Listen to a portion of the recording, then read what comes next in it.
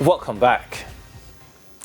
The promoting company for local horse racing, Supreme Ventures Racing and Entertainment Limited, SVREL, has been given 1 month to improve the sanitation in certain areas of the Caymanas Park complex.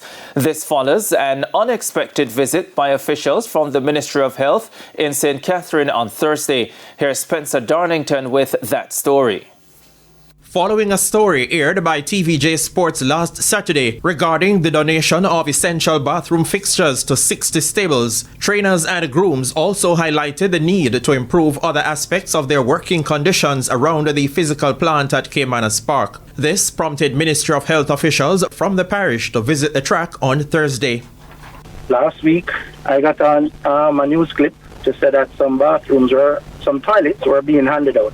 Ironically, today, I guess because of the clip, the Ministry of Health came to the plant. They went over to the stands. They found that one toilet may have been running, which, that's just how these things are. So they ordered us to fix that within 30 days. They went to the jockey's room. They found no complaints there. And they went to 3 trainers' stables. And they said that in the groom's quarters, where they had their bathrooms, that it was less than satisfactory in terms of sanitization. They went in 2 of the trainers because one trainer was not there, so they couldn't get access. And they found the trainers' bathroom to be spick and span. In the meantime, SVREL's executive chairman, Solomon Sharp, is urging trainers to get in line by signing the stable license agreement.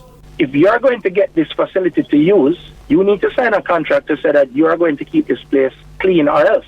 Because what the ministry said is that if them come and them find any kind of infractions, blah, blah, blah, blah, blah, there is going to be a fine.